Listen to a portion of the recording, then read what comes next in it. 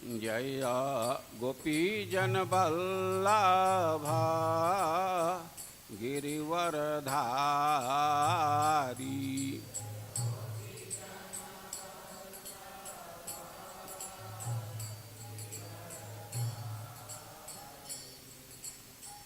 यशोदानंदन ब्रज जनरंजन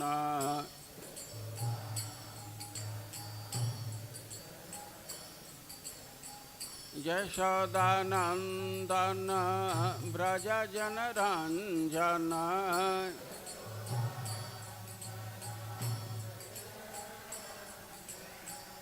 यमुनतीरावनचारी।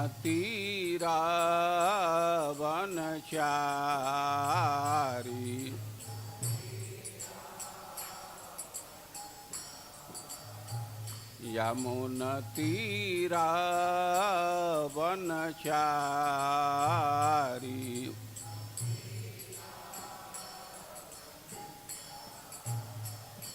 जय राधा माधव कुंज बिहारी।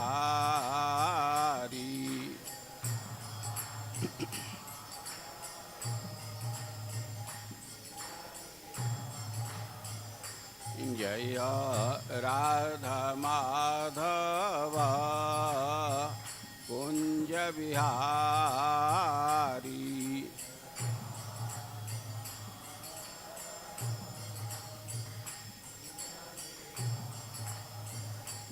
जय गोपीजन वल्लभा गिरिवरधारी।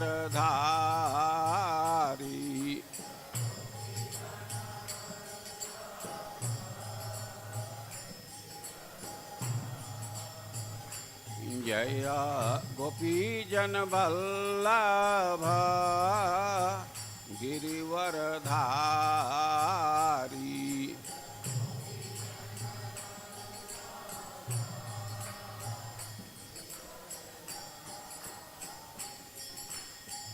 यशोदानंदन ब्रज जनरंजन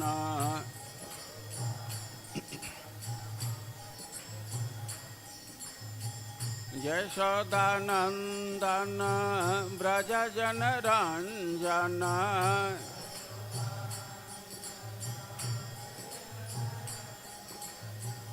यमुनतीरावनचारी।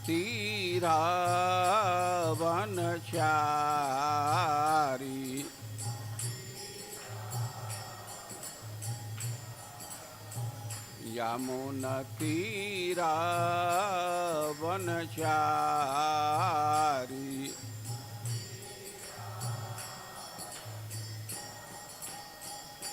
जय राधा माधव कुंज बिहारी।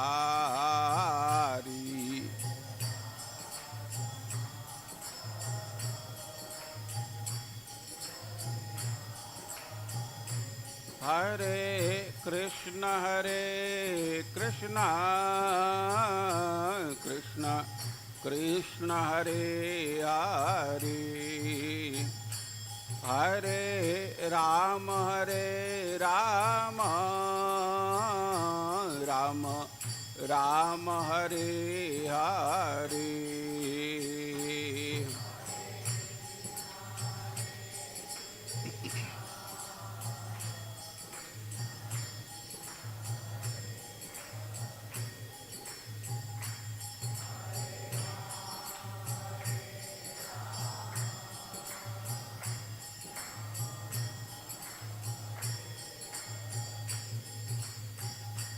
हरे कृष्ण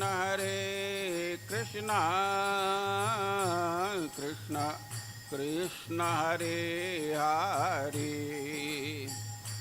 हरे राम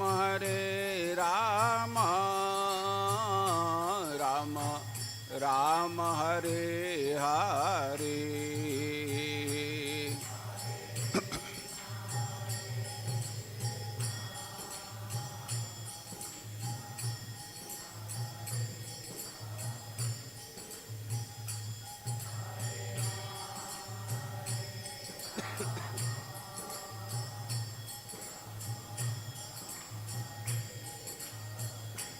हरे कृष्ण कृष्ण कृष्ण हरे हरे हरे राम राम राम हरे हरे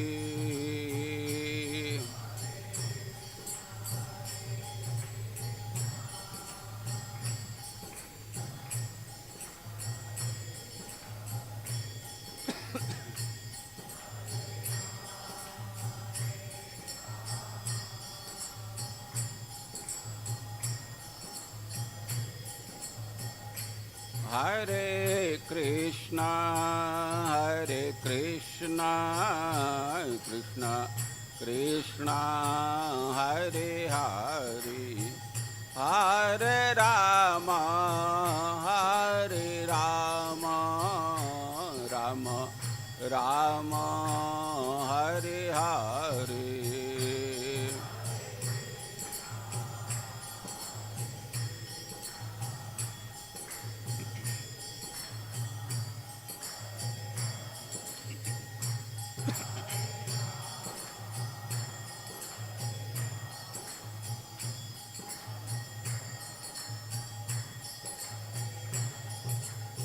हरे कृष्ण कृष्ण कृष्ण हरे हरे हरे राम राम राम हरे हरे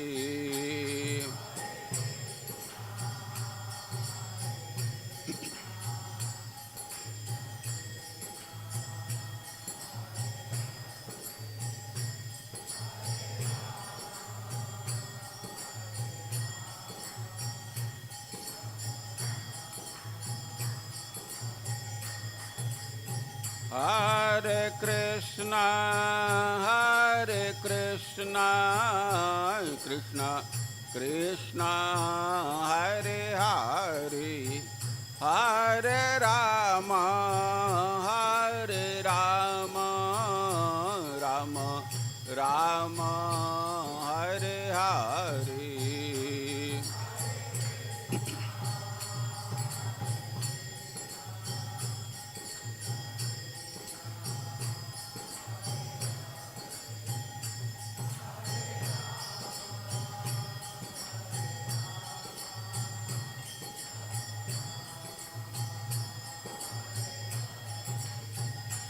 जय राधा गोविंद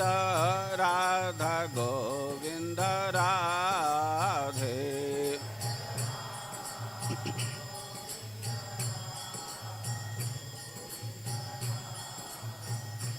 जय राधा श्याम सुंदर राधे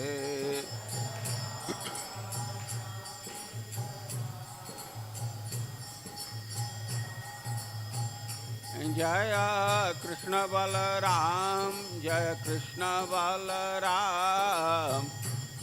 बलराम जय कृष्ण बलराम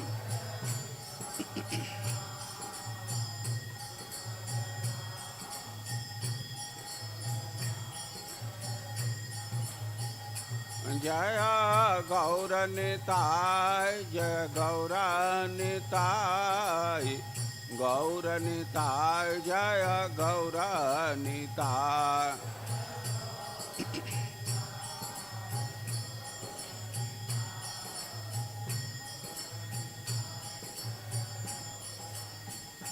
जय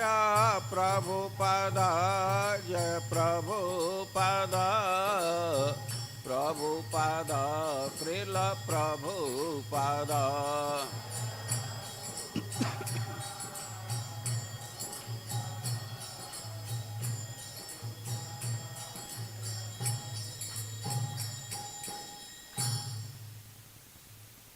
जय ओम विष्णुपाद परमहंस परिव्राजकाचार्य अष्टोत्तर शत श्रीमद एसी भक्ति वेदांत स्वामी श्रील प्रभुपाद की इस्कान संस्थापकाचार्य जगत गुरु श्रील प्रभुपाद की, अनंत कोटि वैष्णव वृंद की, नामाचार्य श्रील हरिदास ठाकुर की, श्री कृष्ण चैतन्य प्रभु नित्यानंद श्री अद्वैत गदाधर श्रीवासदि गौर भक्त वृंद की, श्री श्री राधा कृष्ण गोप गोपीनाथ श्याम कुंड राधा कुंड गिरी गोवर्धन की, श्री वृंदावन धाम की, श्री मथुरा धाम की, मायापुर नवदीप धाम की, पुरुषोत्तम क्षेत्र जगन्नाथपुरी धाम की, गंगा माई की, यमुना माई की, श्रीमती भक्ति देवी की, श्रीमत तुलसी देवी की, हरिनाम संकीर्तन की,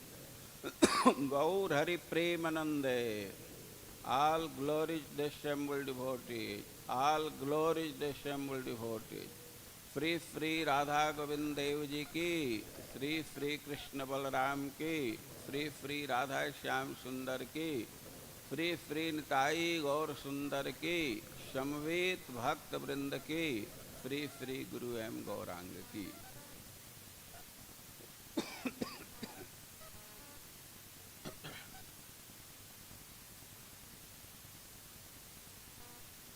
ओम अज्ञानतिमिरान्धस्य ज्ञानाञ्जनशलाकया चक्षुरुन्मीलितं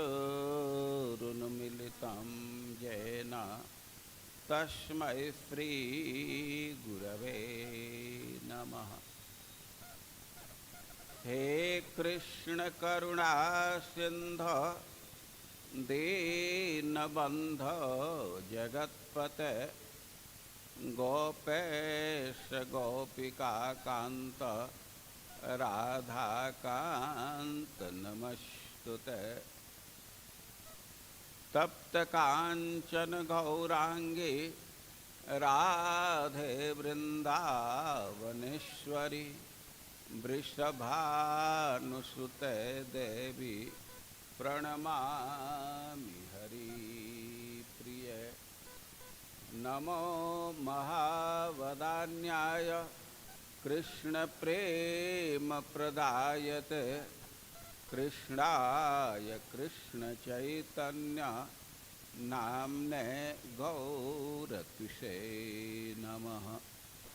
श्री चैतन्य मनोभीष्टं स्थापितं येन भूतले सोऽयं रूपः कदा मह्यं ददाति स्वपदान्तिकम्।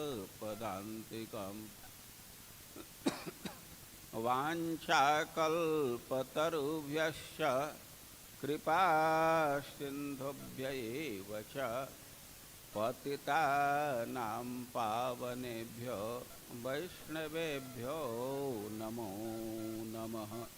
जय श्री कृष्ण चैतन्य प्रभो नित्यानंद श्री अद्वैत गदाधर श्रीवासादि गौर भक्तवृंद। हरे कृष्ण कृष्ण कृष्ण हरे हरे, हरे राम राम राम हरे हरे। हरे कृष्ण कृष्ण कृष्ण हरे हरे, हरे राम राम राम। हम लोग आवृत्ति करेंगे श्रीमद् भागवतम प्रथम स्कंद के 5वें अध्याय का 20 नंबर का श्लोक। श्रीमद् भागवतम स्कंद 1 अध्याय 5 श्लोक 20। ओम नमो भगवते वासुदेवाय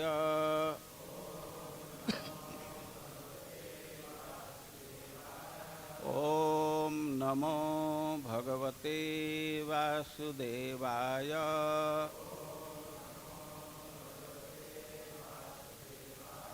ओम नमो भगवते वासुदेवाय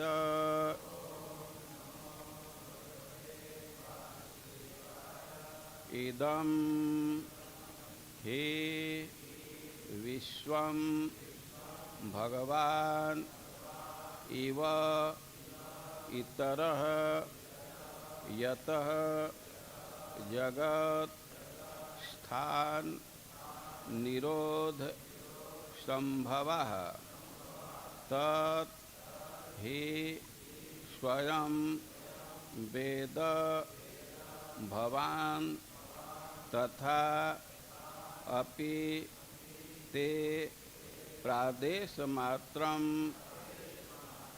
भवतः प्रदर्शितम् इदं हि विश्वं भगवान्निवेतरो यतो जगत्स्थाननिरोधसंभवः तद्धि स्वयं वेद भवांस्तथापि ते प्रादेशमात्रं भवतः प्रदर्शितम् इदं हि विश्वं भगवान्निवेतरो यतो जगत्स्थाननिरोधसंभवः तद्धि स्वयं वेद भवांस्तथापि ते प्रादेशमात्रं भवतः प्रदर्शितम् इदं हि विश्वं भगवान्निवेतरो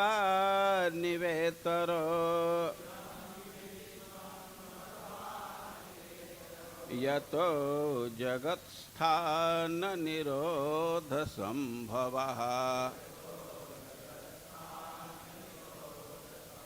तद्धि स्वयं वेद भवांस्तथापि ते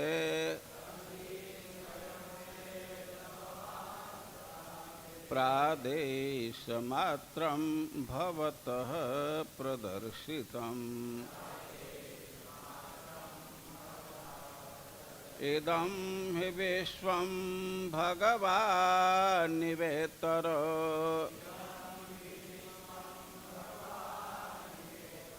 यतो जगत्स्थाननिरोधसंभवः तद्धि स्वयं वेद भवांस्तथापि ते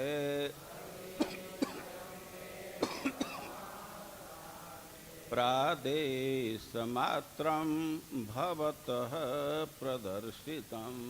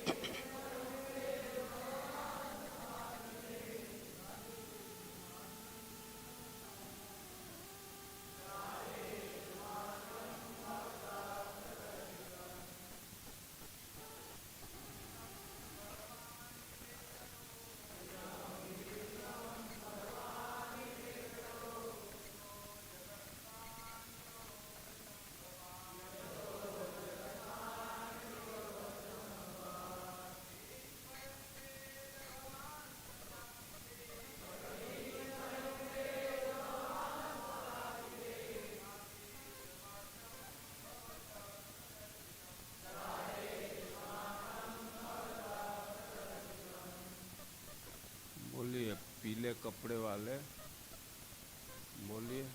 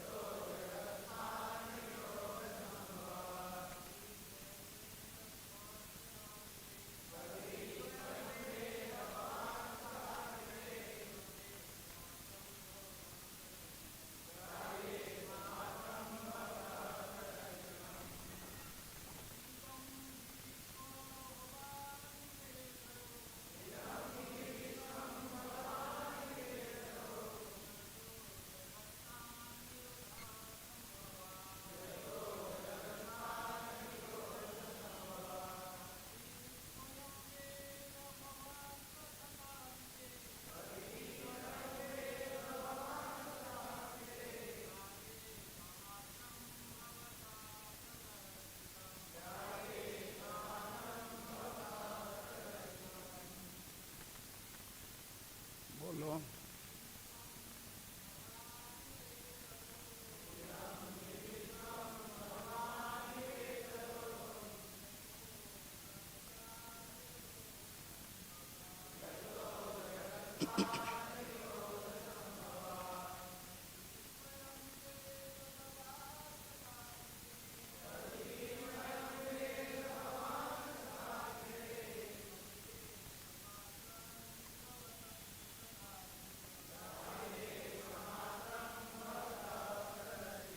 माता जी,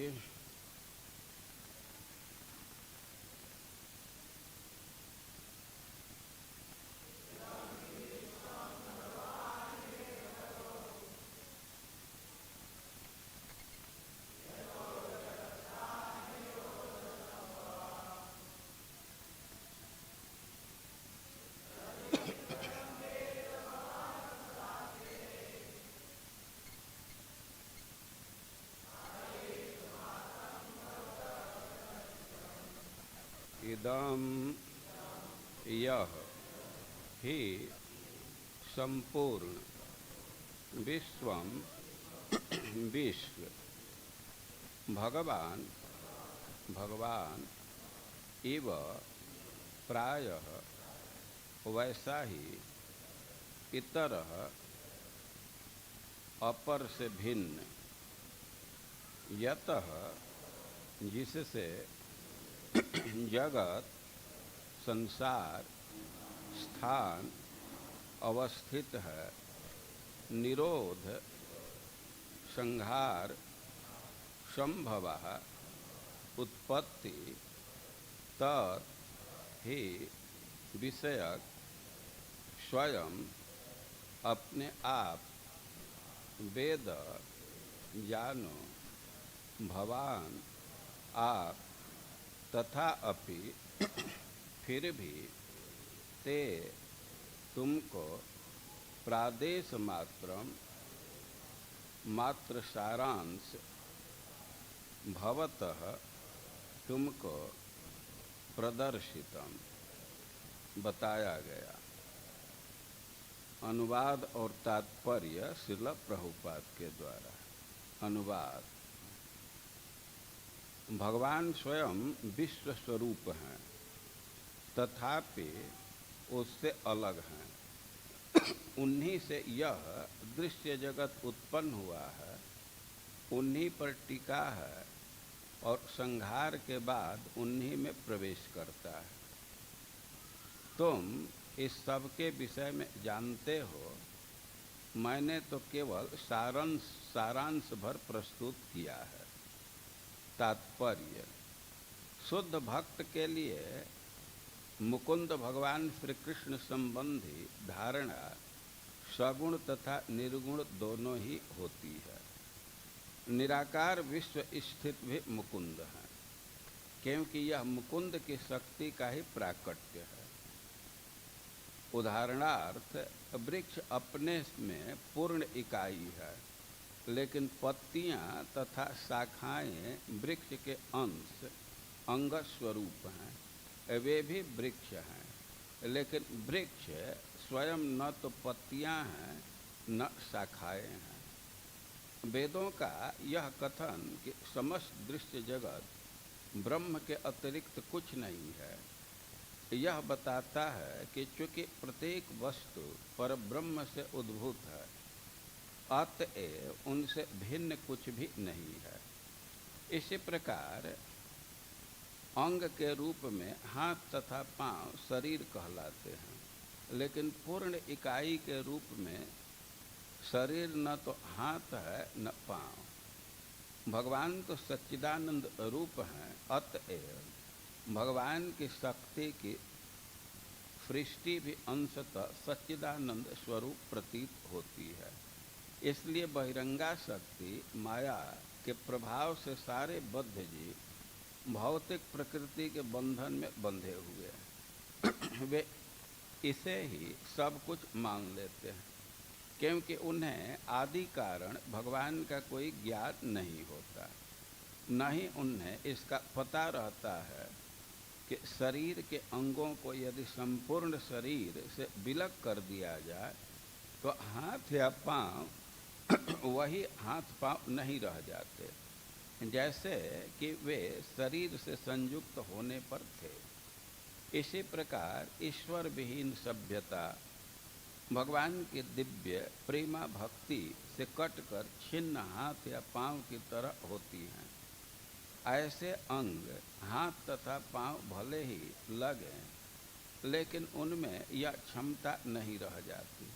भगवत भक्त श्रील व्यासदेव इसे भली भांति जानते हैं। नारद उन्हें इस विचार को पल्लवित करने की सलाह देते हैं, जिससे बंधन में फंसे हुए जीव उनसे शिक्षा ग्रहण करके भगवान को आदि कारण के रूप में समझ सके। वैदिक कथन के अनुसार भगवान स्वभावतः पूर्ण शक्तिमान है और इस प्रकार उनकी परम शक्तियाँ सदैव पूर्ण तथा उनसे अभिन्न होती है।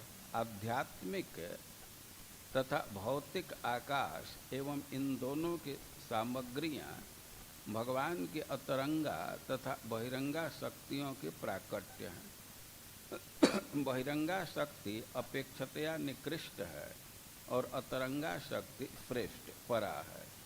श्रेष्ठ शक्ति परा जीवन शक्ति है, अतएव यह पूर्णतया अभिन्न है। लेकिन बहिरंगा शक्ति निष्क्रिय होने के कारण अंशतः अभिन्न है, किंतु ये दोनों ही शक्तियाँ न तो समस्त शक्तियों के जनक भगवान के समान हैं, न उनसे बढ़कर हैं। ऐसी शक्तियाँ सदैव उनके अधीन होती है। जिस प्रकार की विद्युत शक्ति चाहे वह कितने ही बलशाली क्यों न हो, सदैव इंजीनियर के बस में रहती है। मनुष्य तथा अन्य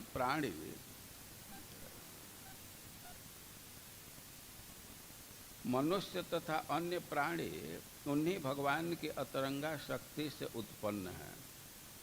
इस प्रकार जीव भी भगवान से अभिन्न है, किंतु वह कभी भी न तो भगवान के तुल्य है और न उनसे श्रेष्ठ। भगवान तथा सारे जीव व्यष्टि व्यक्ति हैं। भगवान तथा सारे जीव व्यष्टि व्यक्ति हैं।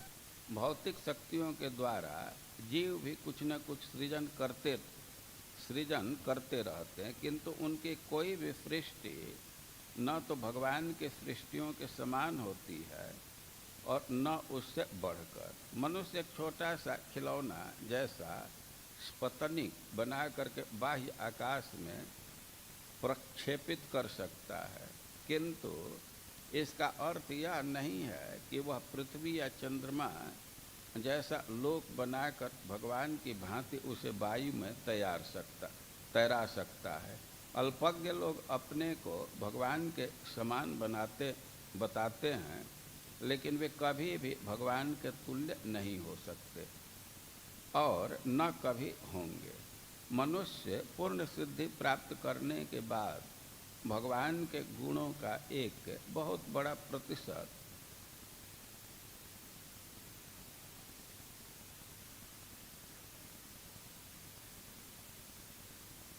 78% प्राप्त कर सकता है। वे 20-80 प्रभुपाद जी लिखे हैं तो 78, तो भी भगवान से आगे बढ़ पाना या उनके तुल्य हो पाना असंभव है। केवल रुग्ण दशा में मूर्ख व्यक्ति भगवान से तादात्म्य का दावा करता है और इस तरह वह माया द्वारा गुमराह होता रहता है। अतएव गुमराह जीव को भगवान की श्रेष्ठता स्वीकार करनी चाहिए और उनकी प्रेमा भक्ति करने के लिए तैयार रहना चाहिए। जीवों की उत्पत्ति ही इसीलिए हुई है। इसके बिना विश्व में किसी प्रकार की शांति या सौहार्द नहीं आ सकता।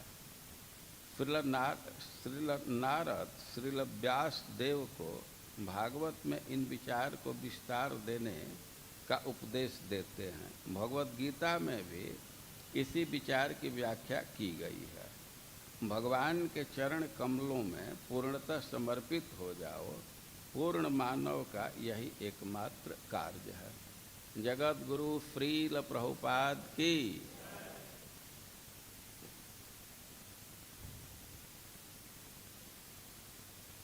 कौन कौन लोग पीछे भी यहाँ के क्लास में रहे हैं, हाथ उठाइए। 1-2 दिन पहले भी क्लास में कौन रहा है यहाँ?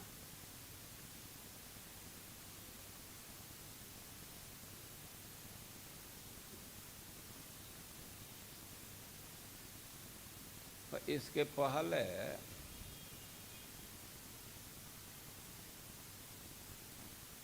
जिन श्लोकों को आप लोग सुने, उस श्लोक को कौन बोला है? नारद जी बोले। और इन श्लोकों को किससे बोल रहे हैं? व्यासदेव। ठीक। तो नारद जी को क्या आवश्यकता पड़ गई व्यासदेव को समझाने की? आए अपने लेखन से संतुष्ट नहीं। व्यासदेव भगवान के साहित्य रूप, वांग्मय रूप अवतार ही हैं। उनका ज्ञान अगाध है, लेकिन फिर भी वे अपने लेखन से संतुष्ट नहीं थे। क्या क्या लेखन किए थे?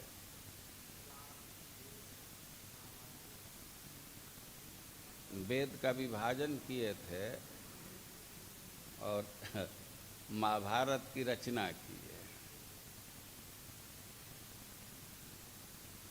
लेकिन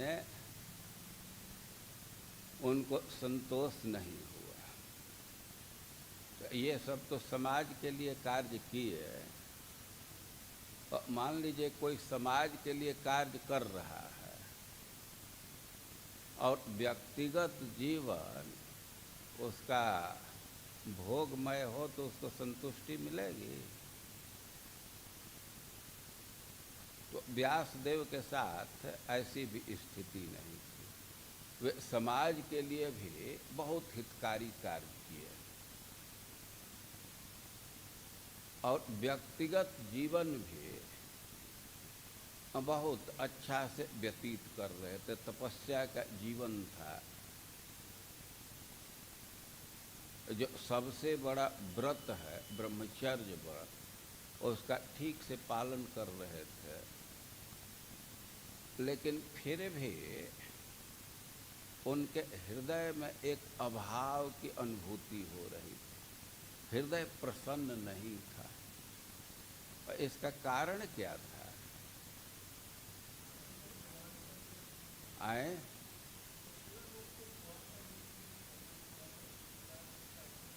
संपूर्ण रूप से संपूर्ण रूप से तो शायद किया ही नहीं जा सकता भगवान के जस का वर्णन।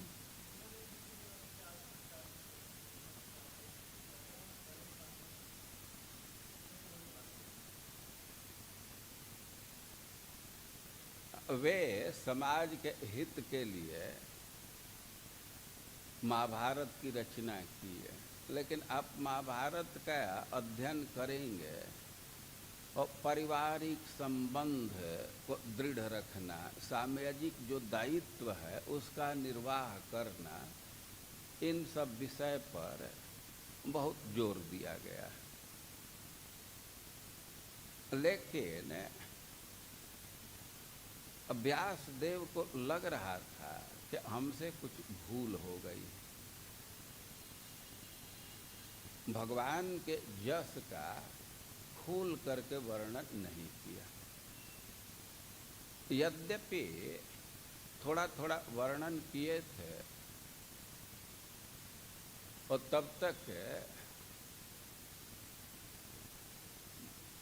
अब एक दिन वे सरस्वती नदी के तट पर बैठे थे और अपने असंतोष पर विचार कर रहे थे, और उनको अनुभव हो रहा था कि जैसे और विषयों का विस्तार से वर्णन किया वैसे भगवान के यश का गान नहीं किया। लगता है कि यही हमारे खिन्नता का कारण है। और ऐसे विचार कर रहे थे तब तक वहाँ नारद जी उपस्थित हो गए। अब नारद जी उपस्थित हुए तो नारद जी का विधिवत सत्कार किया और उनसे नारद जी का सत्कार किए तो नारद जी पूछे कि आप शरीर से, मन से और आत्मा से संतुष्ट हैं ना? सब ठीक है ना? और व्यासदेव कहे कि ना, हमारा हृदय संतुष्ट नहीं है और इसका कारण आप बतलाइए। वे हृदय संतुष्ट नहीं है और जिसका हृदय संतुष्ट नहीं है उसको कारण जानना चाहिए। तो व्यासदेव नारद जी से कह रहे हैं कि हमारा हृदय क्यों नहीं संतुष्ट है, हमारा हृदय क्यों असंतुष्ट है, इसका कारण आप बतलाइए। तो यह व्यासदेव का जो प्रश्न है, व्यासदेव का प्रस्ताव है, यह बिल्कुल संगत है, उचित है। आप लोग देखते हैं कि किसी के शरीर में कठिनाई है, कुछ चक्कर जैसा आ रहा है या कहीं दर्द है, तो डॉक्टर के पास जाता है तो डॉक्टर को कहता है कि डॉक्टर साहब क्या हमको कठिनाई हो गई, क्यों हमको यह कष्ट हो रहा है। कष्ट उसको हो रहा है तो उसको जान लेना चाहिए, लेकिन वह नहीं समझ पाता है। और डॉक्टर जो वैद्य है तो रोगी का नब्ज पकड़ करके, नस पकड़ करके और उसके कठिनाई का कारण बतला देता है, वह समझ जाता है। आप लोग देखते हैं व्यवहार में, तो यही स्थिति आध्यात्मिक जीवन में है। शिष्य अपने को ठीक से नहीं समझ पाता, जितना शिष्य अपने को समझता है उससे अधिक उसको उसका गुरु समझते हैं। इसी से गुरु उसको निर्देश देते हैं। और व्यासदेव विद्वान व्यक्ति हैं, उनको पता है कि हमारी स्थिति को नारद जी ठीक ठीक समझ रहे हैं, तो उन्हीं से पूछा जाए कि क्यों हमको असंतोष है। और नारद जी स्पष्ट शब्दों में कहे कि आप बहुत भारी गलती किए, आप अपने समझ से तो समाज के कल्याण के लिए कार्य किए, लेकिन आपसे बहुत भारी त्रुटि हो गई। क्योंकि व्यक्ति का पुत्र में, परिवार में तो पहले से ही आसक्ति है, और ऊपर से उसी को आप कर्तव्य बना दिए, उसी का महत्व दिए, तब तो लोग और आसक्त हो जाएंगे। तो अब बहुत भारी गलती कर दिए, बहुत भारी त्रुटि हो गई। अब जिसको स्कूटर ले करके घूमने में खुद की ही रुचि है, और उसको कोई अधिकारी ही कह दे, मैनेजमेंट के लोग कह दे कि हाँ जा करके बक्ता को ले आओ, तब वो खूब घूमता रहेगा, उसकी प्रवृत्ति की और पोषण ही हो जाएगी ना।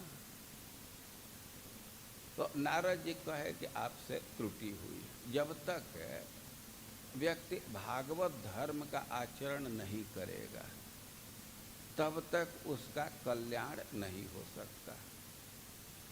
ये भागवत धर्म से कल्याण होता है, यह भगवान को यही बहुत प्रिय है, भगवान इससे प्रसन्न हो जाते हैं। वह भागवत धर्म का निरूपण कीजिए। भागवत धर्म मतलब भक्ति का निरूपण किए, और भक्ति की महिमा बतलाते हुए कहे कि इस संसार में व्यक्ति अपने कर्तव्य का, सांसारिक दायित्व का खूब अच्छा से निर्वाह करे, लेकिन उससे लाभ क्या होगा। और यदि कोई भक्ति संपादित कर रहा है, भक्ति के जीवन व्यतीत कर रहा है, और बीच में ही वो भक्ति से विचलित हो गया, स्खलित हो गया, पतित हो गया, तो उसको हानि क्या है। कम से कम जितना दिन भक्ति किया और उसका लाभ तो जरूर मिलेगा, और खूब अच्छा से सांसारिक दायित्व का निर्वाह किए तो उसका तो कोई आत्यंतिक लाभ है नहीं। और भक्ति की महिमा है, भक्ति सबके लिए उपादेय है, परम लाभकारी है, और इसमें किसी प्रकार का क्षति का जगह नहीं है। और भक्ति की महिमा को बतला रहे थे, और स्वाभाविक एक प्रश्न उठेगा कि वे भक्ति कर रहे हैं तो किसकी भक्ति करना है, कौन भजनीय है, उसका भी कुछ ज्ञान चाहिए ना। और इसी आशंका का उत्तर देते हुए नारद जी इस श्लोक का उच्चारण किए। तो श्लोक है, इदम हि विश्वम भगवान निवेतर यतो जगत स्थान निरोध संभवा तद्धि स्वयं वेद भवांश तथापिते प्रादेश मात्रम भवत प्रदर्शितम। वे भगवान का सीधा सा अर्थ है कि जतः जगत स्थान निरोध संभवा। कभी कभी यह प्रश्न किया जाता है कि हम कैसे मान लें कि ईश्वर की सत्ता है। वे ईश्वर को देख नहीं रहे हैं, तो हम कैसे मान लें कि कोई ईश्वर है। और ईश्वर को तो हम नहीं देख रहे हैं, लेकिन जो सृष्टि का कार्य चल रहा है, सृष्टि का पालन हो रहा है, सृष्टि का नाश हो रहा है, तो इसको तो देख रहे हैं ना। तो इस आधार पर एक अनुमान किया जा सकता है कि इसका कंट्रोलर कोई है, और उसी को ईश्वर कहते, उसी को भगवान कहते। वही एकदम नए व्यक्ति के लिए जिसको कुछ ज्ञान नहीं है और भगवान का अर्थ बतलाना हो, भगवान का परिचय देना हो, और सीधा से जो सृष्टि किया है वो भगवान है। तो भगवान के विषय में बतला रहे हैं और कह रहे हैं कि इदम हि विश्वम भगवान इवेतरः यतो जगत स्थान निरोध संभवा। अब भगवान को नहीं देख रहे हैं, लेकिन इदम, ये जो दृश्यमान जगत है, इसको तो देख रहे हैं। और कि इदम विश्वम भगवान इव, यह जो संसार है वह भगवान जैसा ही है।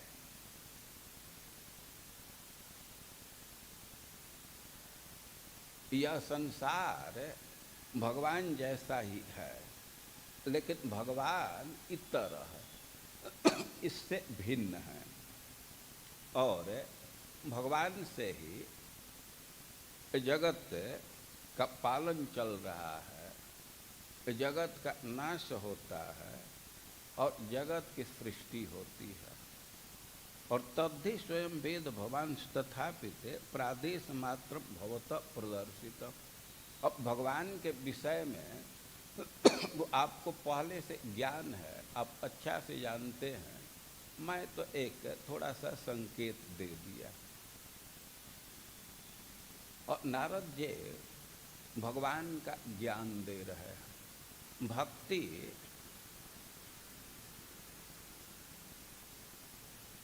का निरूपण करने के लिए आदेश दे रहे हैं, क्योंकि भक्ति से ही जीव का कल्याण होगा। और इसके पीछे परंपरा है। नारद जी जो ज्ञान प्राप्त किए हैं तो ब्रह्मा जी से ज्ञान प्राप्त किया। और ब्रह्मा जी भगवान से भागवत पढ़े थे, भगवान उनको भागवत का ज्ञान दिए थे। और भगवान जो ज्ञान ब्रह्मा जी को दिए, और ब्रह्मा जी उस ज्ञान को नारद जी से दिए। तो भागवत का ज्ञान दिए और नारद जी को निर्देश दिए कि इस भागवत का, इस धर्म का तुम विस्तार करो, इसकी व्याख्या करो। और व्याख्या ऐसे करो यथा हरौ भगवती, जिससे लोगों के भगवान में भक्ति बढ़े। और ब्रह्मा जी का यह निर्देश है नारद जी को कि ऐसे वर्णन करना है, शास्त्र को ऐसे प्रस्तुत करना है कि लोगों का भगवान में भक्ति बढ़े, भक्ति कर सके। तो वही सिद्धांत नारद जी व्यासदेव को दे रहे हैं। शास्त्र के व्याख्या किए हैं, वेद की व्याख्या किए हैं, लेकिन व्याख्या ऐसी होनी चाहिए कि जिससे लोगों का भगवान में भक्ति बढ़े। और भगवान में भक्ति करने के लिए यह अपेक्षित है कि भगवान का कुछ ज्ञान हो। कुछ भगवान का ज्ञान होता है तभी व्यक्ति भगवान की भक्ति कर पाता है। तो भगवान के ज्ञान के, भगवान का कुछ ज्ञान देना है। और इस विषय में कह रहे हैं कि आपको भगवान का पहले से ज्ञान है, आप स्वयं उसका निरूपण कीजिए। लेकिन मैं यहाँ संकेत दे रहा हूँ कि इदम विश्वम भगवान इव, यह संसार भगवान जैसा ही है,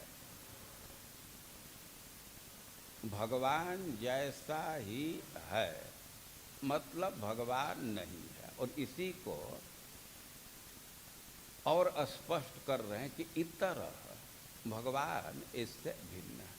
श्रील प्रभुपाद जी इसको उदाहरण दे करके समझा रहे हैं। जैसे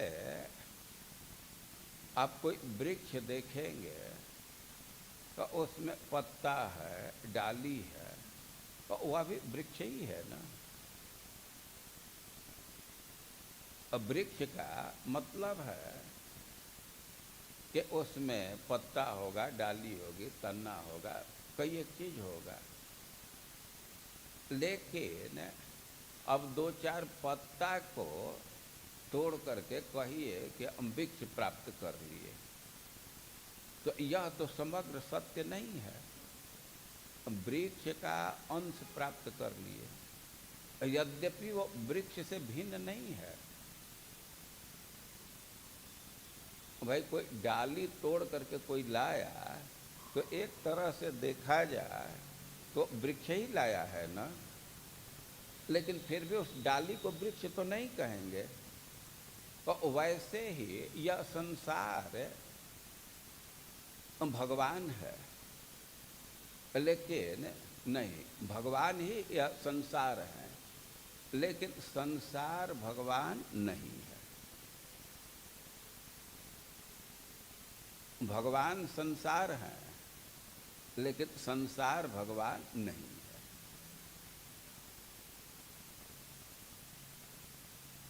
अभी भगवान, यस, भगवान कैसे संसार हो गए? क्योंकि ये जो संसार है तो वह भगवान का ही कार्य है। भगवान का कार्य होने से इस संसार को भी भगवान कहा जा सकता है, क्योंकि उन्हीं के शक्ति का परिणति है। और फिर प्रश्न होगा कि जब भगवान के शक्ति का ही परिणति है, भगवान का ही कार्य है, भगवान का ही अंश है, तो इसी को क्यों नहीं भगवान कहा जाए? देखिए, जो चीज भगवान से अलग हो गया और उसको पूरा पूरा भगवान नहीं कह सकते, क्योंकि अंतर हो जाता है। श्रील प्रभुपाद जी इस बात को समझा रहे हैं कि किसी को शरीर की जो धारणा है, भाई शरीर का क्या मतलब है? हाथ, पैर, पेट, छाती, कपार सब चीज है। तो शरीर में तो हाथ पैर भी है ना, लेकिन अब हाथ पैर को अलग कर दीजिए, शरीर से काट करके तोड़ करके अलग कर दीजिए, तो वह तो हाथ पैर है, लेकिन जैसा शरीर में रह करके हाथ पैर है वैसा हाथ पैर नहीं, अंतर हो जाएगा ना। एक जो शरीर में जुटा हुआ हाथ पैर है और एक शरीर से अलग किया हुआ हाथ पैर है, दोनों में अंतर होगा कि नहीं? अंतर हो जाएगा ना। और उसी तरह भगवान और भगवान के कार्य में कुछ कुछ अंतर भी है, कुछ समानता है, कुछ अंतर है। और इसी से कह रहे हैं कि इदम ही विश्वम भगवान इव। इव मतलब जैसा, यह संसार भी भगवान जैसा ही है, लेकिन भगवान संसार से भिन्न है।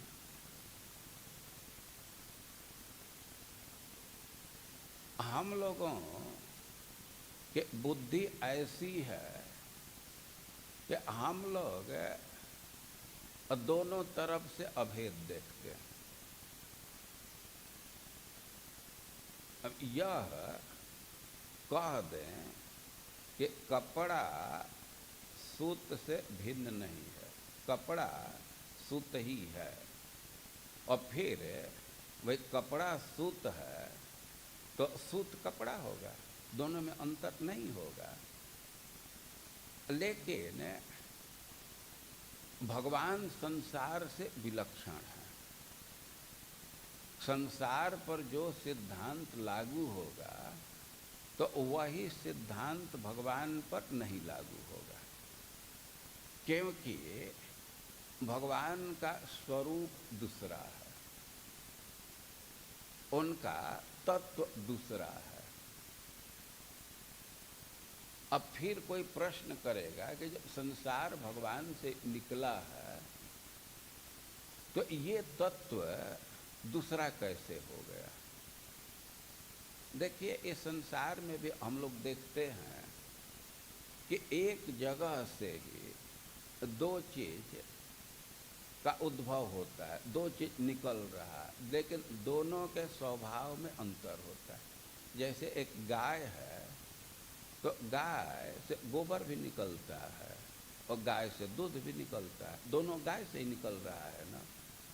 लेकिन गाय से निकला, लेकिन दोनों के स्वभाव में अंतर है ना, दोनों को एक नहीं कह सकते। और उसी तरह भगवान की अनेक शक्तियां हैं, वो पराशक्ति है, अपराशक्ति है, और उनके कार्य में थोड़ा थोड़ा अंतर हो जा सकता है। जो उत्कृष्टा शक्ति है, जिसको जीव शक्ति कहते हैं, तो वह भगवान से लगभग समान है। लेकिन जो उनका निकृष्टा शक्ति है, बहिरंगा शक्ति, उसका कार्य है, तो वह भगवान से बहुत भिन्न है। और एक चीज़ ध्यान रखना चाहिए कि चाहे वो अतरंगा शक्ति हो, बहिरंगा शक्ति हो, वे भगवान का बराबरी नहीं कर सकते। सब दृष्टि से भगवान से अभिन्न नहीं हो सकते, कुछ न कुछ अंतर रह जाएगा।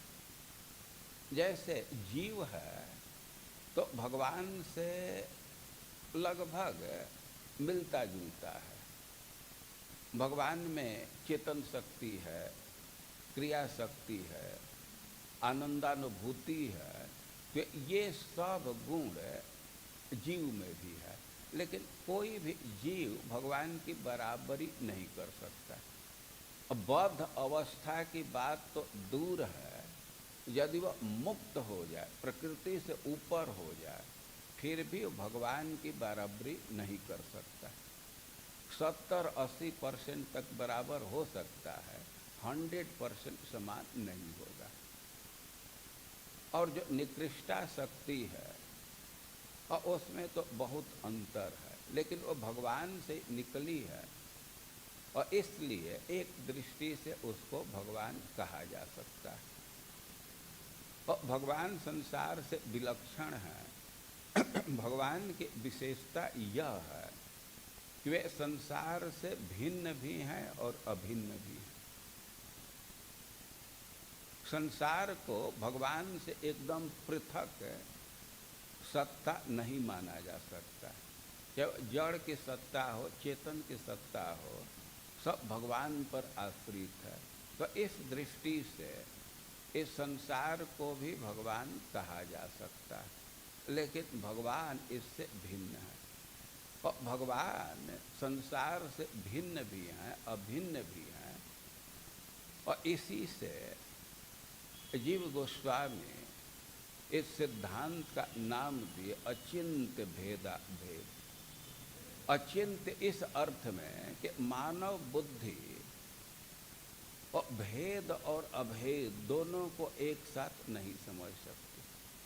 वह दोनों में भेद है तो अभेद कैसे हो जाएगा, और अभेद है तो भेद कैसे हो जाएगा। मनुष्य बुद्धि के लिए अचिंत्य है, और इसी से जीव गोस्वामी इसका नाम रखते अचिंत्य भेदा भेद। और संसार और भगवान के संबंध को समझ लेना चाहिए कि जस्मिन निदम यतश्चेदम जे नेदम य इदम स्वयं।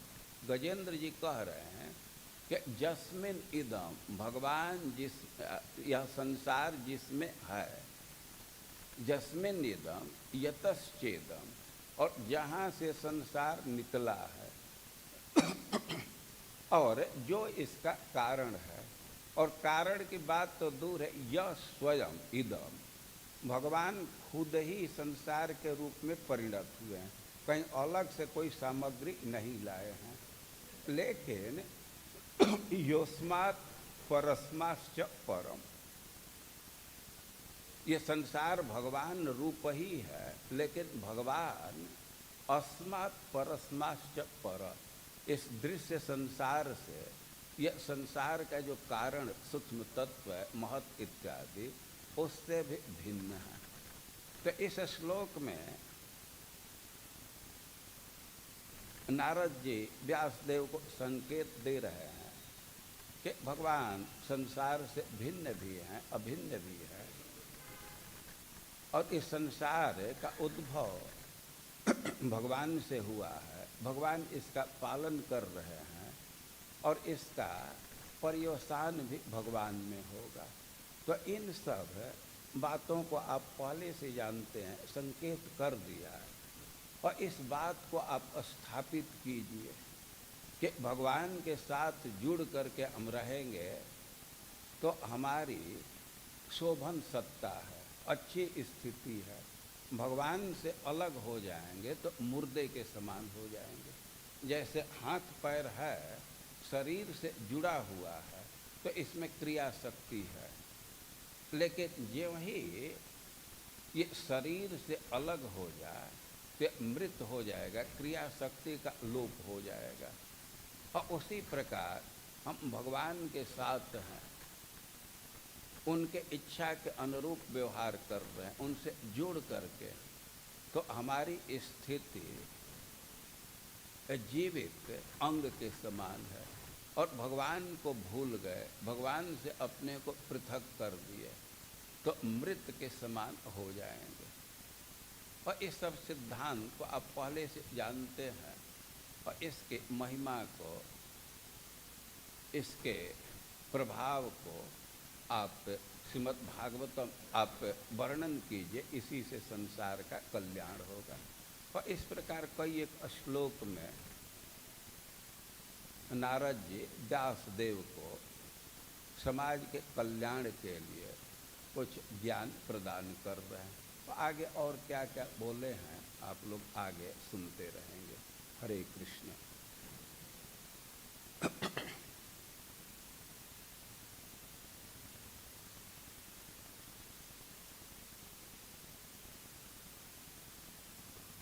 प्रश्न नहीं है ना?